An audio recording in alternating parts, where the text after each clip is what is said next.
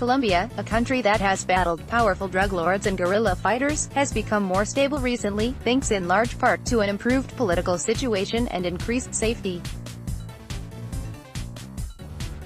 According to some Colombians, that may all soon change, depending on the result on this weekend's presidential election. This election is the country's first since a historic peace deal that ended 50 years of war between the Colombian government and the insurgent group FARC, known for its violence and kidnappings. As part of the agreement, FARC was guaranteed 10 seats out of the 268 within Colombia's Congress until 2026 instead of the jail time many hoped the group's leaders would receive. In essence, the agreement turned FARC into a political party. A Gallup poll in August 2017 found that 12% of Colombians now have a favorable opinion of the FARC, slightly higher than the 10% for the country's traditional political parties. The agreement was an incredibly polarizing topic, and the country is still split over the peace agreement. That said, homicide rates are the lowest they've been in years, but coca farming remains a problem. Additionally, small groups have broken away from FARC and are now operating independently, essentially keep FARC alive on a smaller scale. In his election campaign, frontrunner candidate Ivan Duque, who opposes the peace agreement, takes a tough stance against corruption and FARC, including advocated that drug trafficking be a crime that is ineligible for amnesty. The other leading candidate, Gustavo Petro, on the other hand, supports the deal and goes so far as to blame former Colombian President Álvaro Uribe for the expansion of paramilitarism, or the warlike state in the country. The recurring fear from many Colombians is that their country will become the next Venezuela, which is wrought with inflation and political turmoil, should Petro be elected. Petro is a strong supporter of embattled Venezuelan President Nicolas Maduro.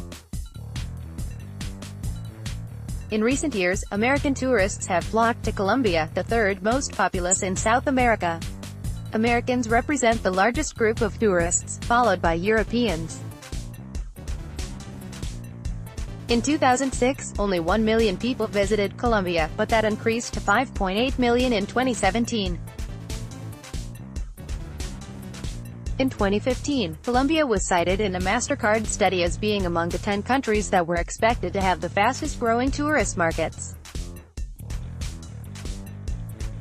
Its tourism growth rate was expected to exceed the overall growth of South America. Bogotá, the capital and largest city, accounts for almost 50% of Colombia's tourism, followed by the coastal city of Cartagena, with its tropical beaches and picturesque historic district. Medellín, a city that gained notoriety from hometown cocaine drug lord Pablo Escobar, and Cali, also of drug trafficking fame, are also popular destinations. Americans are attracted by the country's increased safety, largely thanks to the peace deal, and the decline in value of the peso, which makes for a favorable exchange rate. Top bet-off was generally cheap prices for American travelers, and you've hit gold. But, should Colombia become like a Venezuela as some Colombians fear, no one will want to visit. Petro, a former mayor of the capital city of Bogotá, is also a former M19 gang member who served the leader of its political arm. He is campaigning on building a socialist economy and claims to be the champion of the common folk, similar to now-deceased Venezuelan President Hugo Chavez. While in M19, a gang separate from FARC which he joined as a teenager, Petro played a crucial role in promoting peace talks with the Colombian government, ushering in amnesty for his fellow gang members. Petro, who has called Colombia one of the world's most unequal countries, wants to close the inequality gap. He hopes to address the problem by taxing owners of unproductive land, much of which has been used to farm coca and has not been transitioned, overhaul the tax code, and move away from the export of oil and coal and be more dependent on clean energy instead.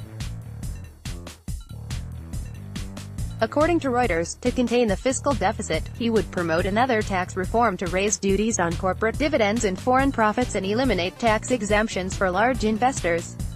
As mayor, Petro had trouble keeping leadership positions filled, with over 24 administration members resigning during his tenure. Sound familiar?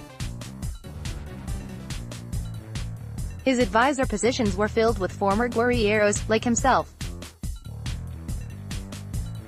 In late 2013, Petro was removed from his mayoral position, the most powerful in the country after the presidency, for mismanagement of garbage collection, and was subsequently banned from holding office for 15 years. The ruling was later overturned. Because of his past and his leftist ideologies, dissidents tried to assassinate Petro while on the campaign trail, and he has received numerous death threats. If he wins, he would likely get little support in the Colombian Congress, making it an uphill battle to enact his ideas.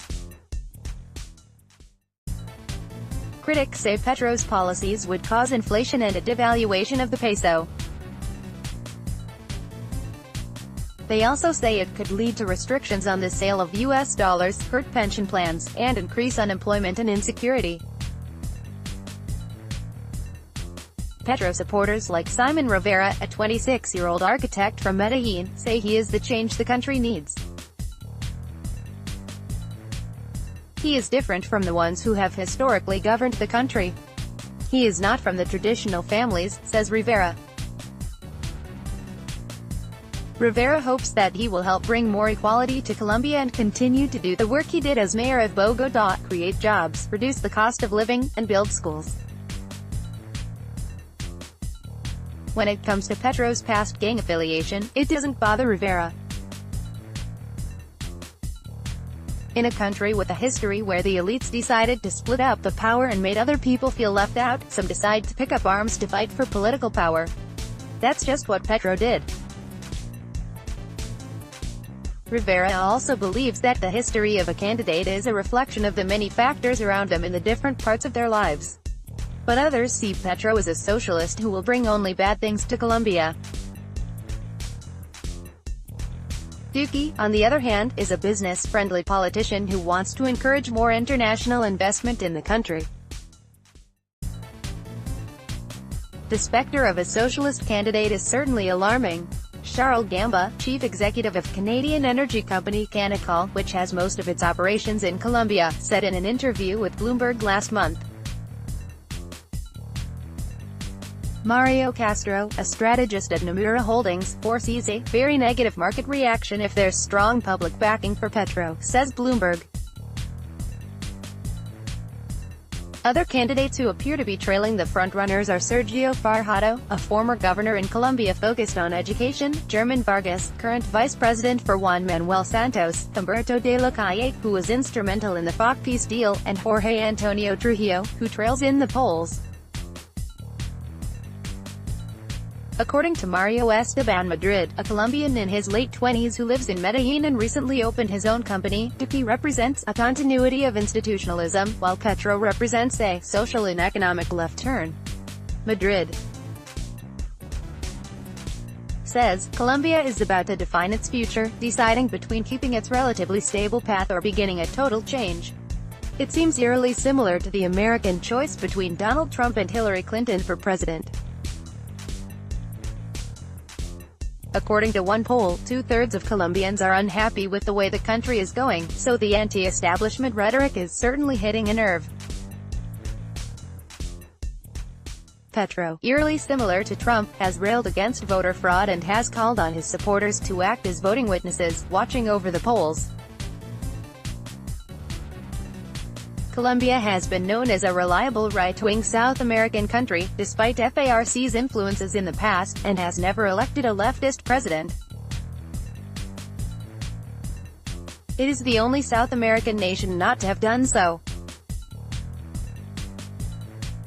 Alvaro Arango, who also lives in Medellin and is the former president of food conglomerate Nutrisa, says, if Petro wins, we run the risk of not generating a dynamic economy in respect to the industries that bring wealth to the country, coffee, oil, flowers, etc. Arango also says, in The case that Ivan Duque wins, he would give priority to instigate the economic development favored by formal business and the knowledge to generate wealth and eliminate social inequalities. Arango does, however, believe that, no matter who wins, the institutional and democratic Colombian tradition will prevail. According to Colombian polls, which should be taken with a grain of salt, Duque's support has grown, and is especially strong in the 45 to 54 age group. He remains in the lead, but Petro has also found his niche demographic and continues to build his support. In the hypothetical event of a runoff, Duque is expected to win. Currently, over 30% of those polled said they would never vote for Petro, and when narrowed down to business people, only 1.5% would vote for him. The love him or hate him view, however, did get him the most votes of any representative in the Colombian legislature in 2002. A first-round ballot in the presidential election will be held on May 27, but if no candidate gets more than half the votes, a second round will be held in June. The new president will take office in August.